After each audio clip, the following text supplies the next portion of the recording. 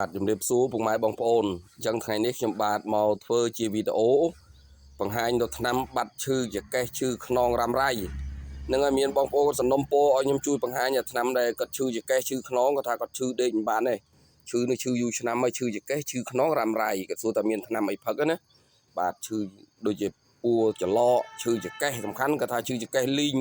គាត់ថាលីងចកេះដេកអត់លក់ទេចឹងគាត់សួរខ្ញុំតើមានថ្នាំអីខ្ញុំជួយបង្ហាញឥឡូវធ្វើវីដេអូបង្ហាញហើយថ្នាំមាន3មុខបងប្អូនណាហើយថ្ងៃនេះថតក្នុងក្រោយផ្ទះទៀតបាទអត់មានថតនៅក្នុងផ្ទះដូចមុនទេនេះមើលតាលបងផ្ទះខ្ញុំមកសិតតែមុខឈ្នៀងដុសបាទសិតមុខឈ្នៀងអញ្ចឹងថ្ងៃនេះមកបង្ហាញថ្នាំជូនបងប្អូនមាន3មុខសំខាន់ហើយផឹកតែ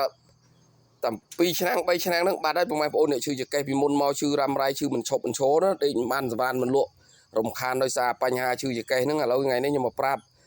ផឹកតែ3ឆ្នាំជាតែម្ដងបាទមិនបាច់គិតច្រើនទេតាមបាត់ឈឺចកេះ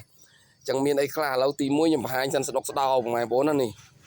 បាទស្ដុកស្ដោស្លឹកវាចឹងដូចស្លឹកតង្កែនស្លឹកមៀនចឹងណាស្លឹកដុកដោហើយនេះសម្បកវា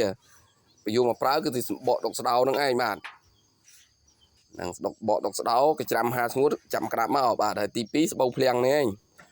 បាទជីយករើអានេះអាកូស៊ីត្រាច់រិចល្អណាស់យកត្រឹមនឹងមកហត់កាត់ចោលបាទយកមកគេច្រាំបានមកក្តាប់ដូចគ្នាបាទស្បូវភ្លៀងមកក្តាប់ហើយទី3នេះគឺស្ទៀវបាទបងប្អូនដើមស្ទៀវបាទដើមស្ទៀវបងប្អូនចំណាំផ្កាស្ទៀវខុសពីផ្កាខុបហ្នឹងហើយបាទនេះអត់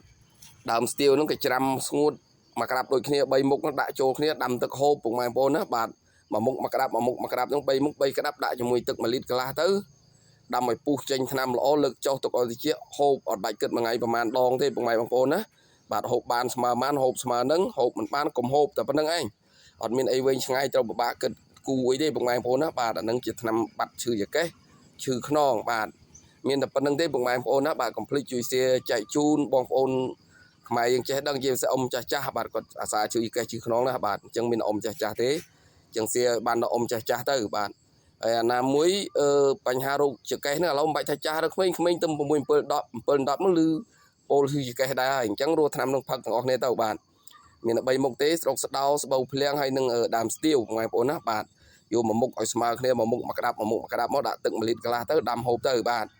នឹងបានជាសះស្បើយហើយបាទតែ3ឆ្នាំបាទជាបាត់ឈឺចកេះភ្លាមហ្មងបកកែថ្នាំនេះបាទអរគុណប៉ុណ្្នឹងចុះបងប្អូនលោកព្រីសៀបាទ